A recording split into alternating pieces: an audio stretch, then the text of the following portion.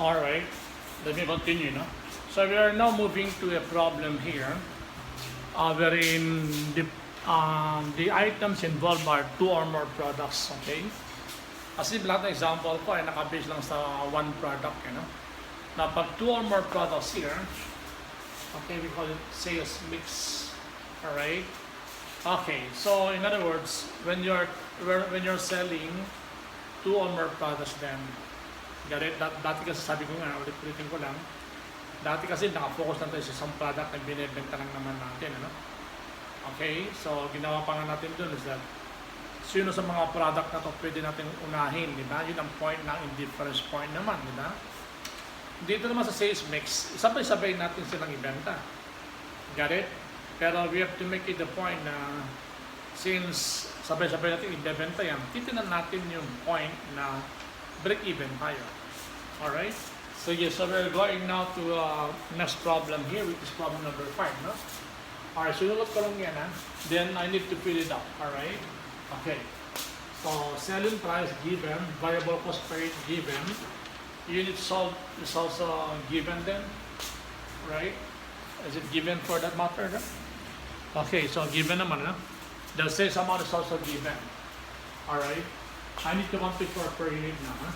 Minus lang natin daw is what? 5.50 here? 3 and 6. Alright, divide natin to doon. That's 10%. Divide natin doon is what? 25% here. 60%. Okay? Yun is sold, no? So we need to make the ratio here. 100%. So divide mo ng 4.8 divided by 24 is what then? 20% here. 50% here. So automatic 30%. Alright, ang sales mix is a ratio, no? Okay? The ratio wherein when you have to sell a product here, okay? Mag-develop ka ng sales mix dito, no? In every 2 units of product A, ang naibebenta mo kay base 5, naibebenta mo naman kay sales 3. So, ginamit ko to. Ang tag yun ay sales mix. Alright? Okay, so what will we do now? Okay, is focus on that item here. Sorry, meron lang akong nabigay sa anak ko naman. Painom. Alright, there it is. That's sales mix. So, kaya ako linalagay lang yan para to give you all the alternatives here. Lahat ng option. Kasi sa totoo lang, if you try to open textbook here, isa-isang method ng ginagamit nila. Ako, I have to present all the methods or all alternatives here. Para at least pagdating sa examination, yan, multiple talent, kaya alam mo lahat yung possibility. Okay? Kaya we have to be careful also yung mga term na gagamitin natin later on, ha? Say some amount, 100%. Ito naman, yun naman, dinivide mo. Then, gumawa ka ng sales mix 2 is to 5 is to 3, ha? Alright? So, di-divide mo naman, that's 264 divided by 480, there's something like 55% here. Di-divide mo doon, there's something like 30% here, and there's 15%. Alright?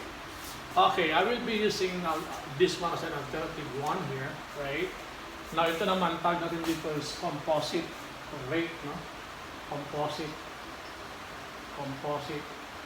rate here, or ratio, no? So that will be my option 1, option 2. Then ang option 3 ko po, mix. Or alternative 1, no? Okay, so I will be using alternative 1 here. So in that case, let me go to the side. Alternative 1. Alright, using now the sales amount. Sales amount. Or pesos, huh? Alright, now since amount yan, or pesos yan, okay? A, B, and C. So pag na-compute ka, so you have to use your, your common sense, ha? Pag pesos or amount, ang kailangan mo dyan na hindi contribution margin per unit. Ang kailangan mo ng contribution margin percentage para ma-compute mo yung pesos. Okay? Anong contribution margin percentage natin dyan? We have 10 here. Okay, 10%, 25%, and 60%. Okay, then I'll be using this one. Sales amount, all right, percentage here. Sorry, sales amount percentage, 55%, 30%, and 15%, right? So, pag multiply natin yan, ang tawag natin yan ay weighted average contribution margin percentage. Weighted average contribution margin percentage, or pwede mo lagyan ng composite contribution margin rate. Alright, or you may use another term later. Sige. Weighted average contribution margin percentage, composite rate, composite contribution margin rate here. Pag multiply mo yan, that's 5.5%. Alright, ito naman, that's something like 7.5%. Ito naman ay something like 9%. So, 22%. That is what we call weighted average contribution margin percentage here, or composite contribution margin rate here, or percentage. Okay naman. Alright, there it is. So yeah, so what should I do? Okay, sorry.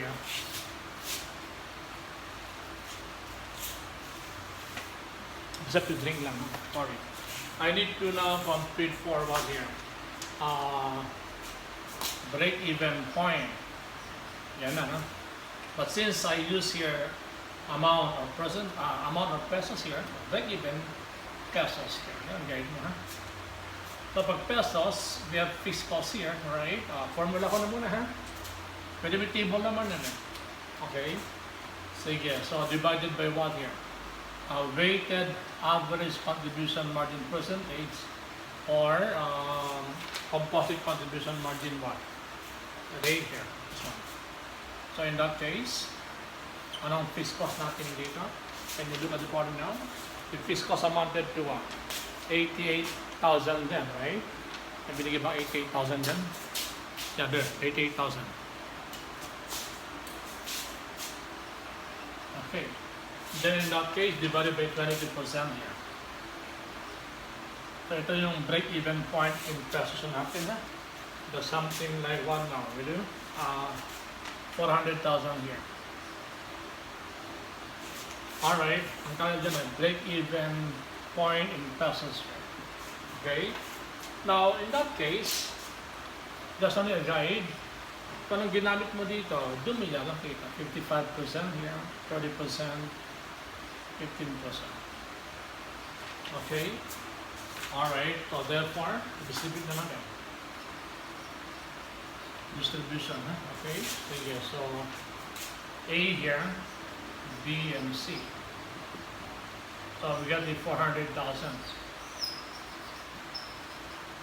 Then times 50% here, right? 30% here, and 15%. So ito yung break-even point natin, in pesos. Break-even point in pesos pa naman. Okay, so the amount here is how much then? Can we do that now? 220,000 here. Then 120,000 here. Then here we have 60,000 then. Then we have 400,000 here. Then i-divide natin ito ng, okay, paglaro lang natin, selling price per unit. 55, 12, and 10. Parang nilalaro na natin. So the break-even point in units naman. 220 divided by 55 is 4. 120 divided by 12 is 10. And that is what now? 6,000 here. So we got here 20,000 now. Alright, there it is. That's the alternative one, Ginamit ko dyan lang yung sales pesos percentage. Alright? So, since sales plus percentage, ang lalabas talaga dyan ay 8 pesos pa rin. So, we call it break-even point in pesos. Okay? Alright. So, yeah. Let me go on alternative 2 here. Alternative 2. Okay, so Alternative 2. Alright, I'll be using here what naman, okay? Sales units percentage here. Alright, we call it what now in this case? Okay, I'll be using here sales units ratio here.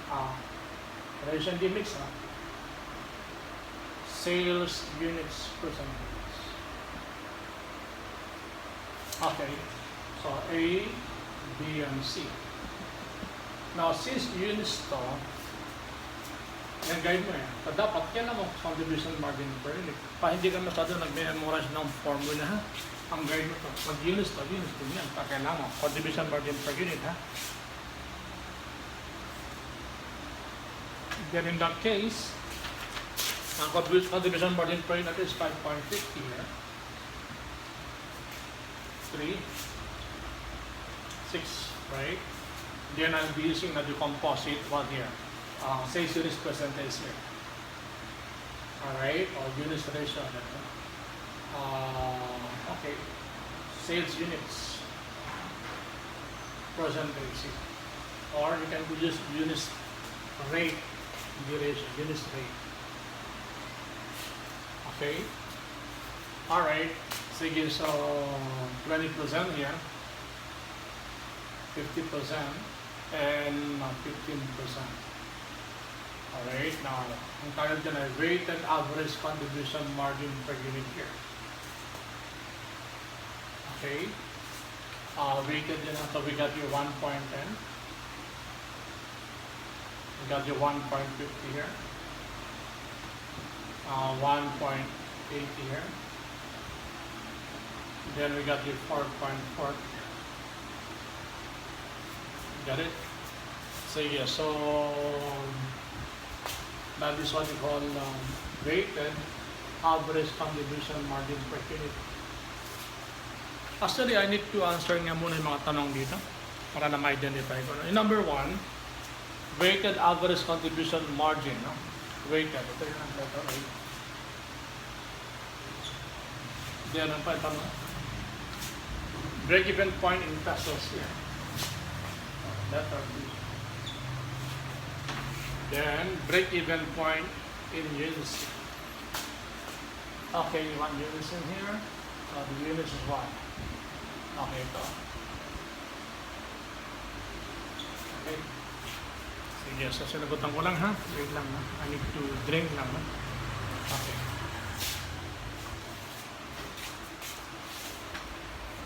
Alright, continue. So,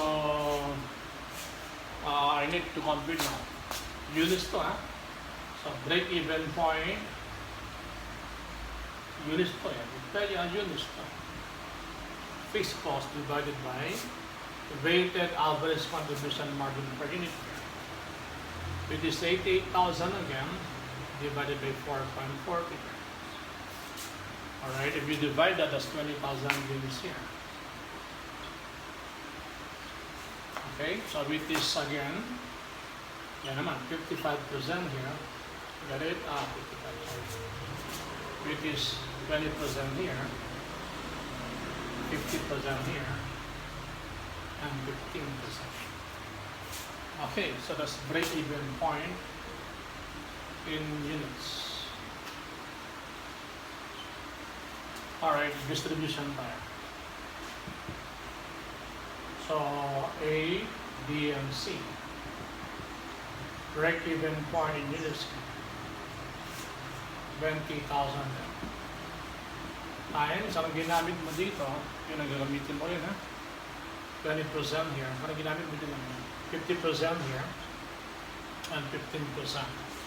Alright?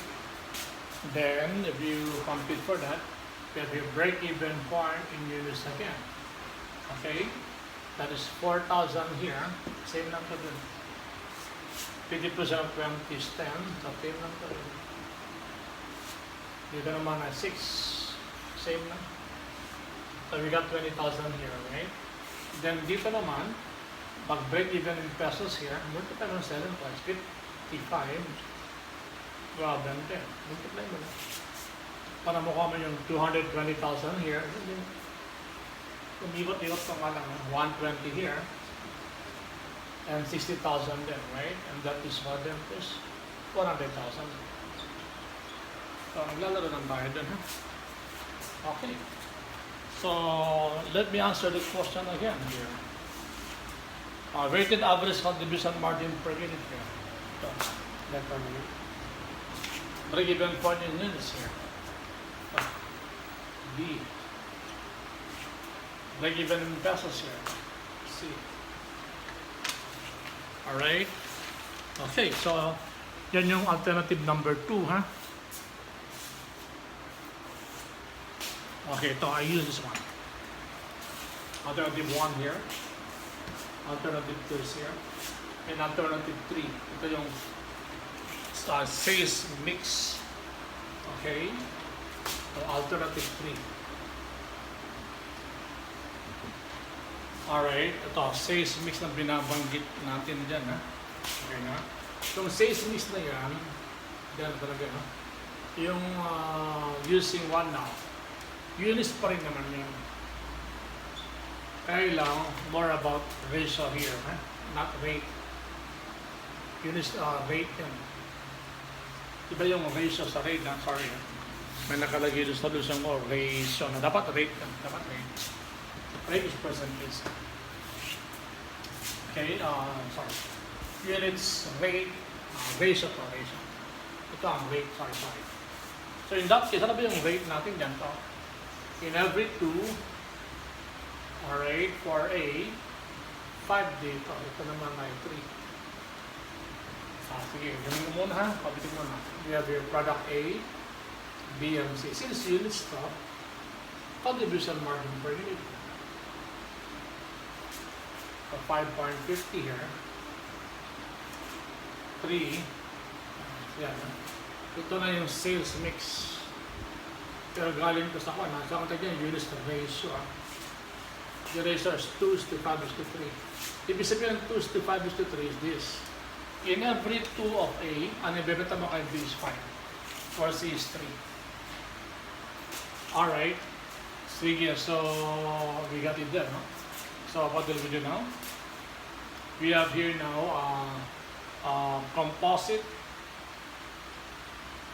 contribution margin per unit here, or contribution margin per hypothetical package. Actually, may mga book na gumagamit nito. Package to ang package. But seldom you see this term. Palagi ginagamit sa mga book, composite contribution margin per unit. Alright, weighted average contribution per unit. Anong ginagamit yan? Okay na, so ano ba doon? Things like composite contribution margin rate. Ito, ginagamit ko. Ginamit ko lang yan just for the sake na malay natin. They might use that particular term. At least you can be able to, understand what does it mean. No? Sorry, I'm just drinking. No? Alright, there's something like 11 here. 15.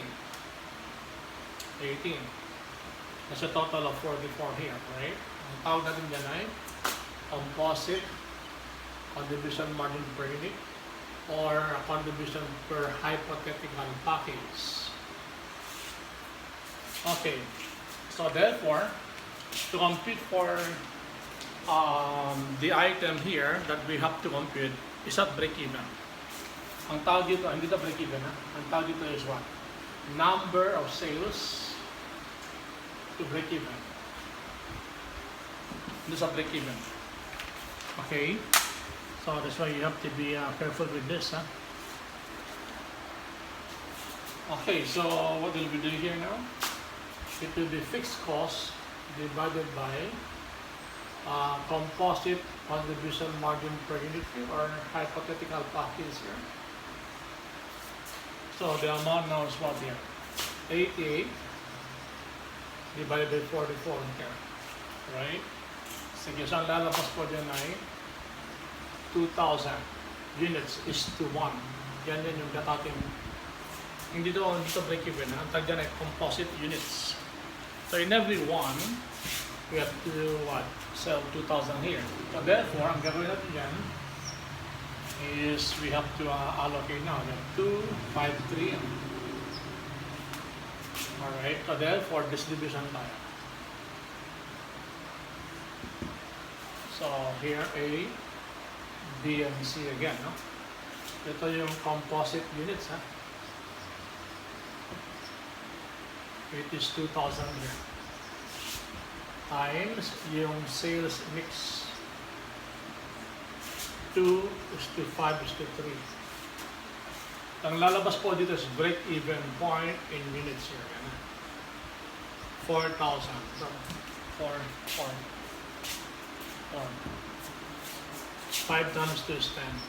Kaya nga, mismo sa inyo hindi pwedeng alam mo lang yung isang alternative, no? Kaya nga pinakita ko ng lahat because everything is possible and you need to understand those things, alright? And that is 20,000 here.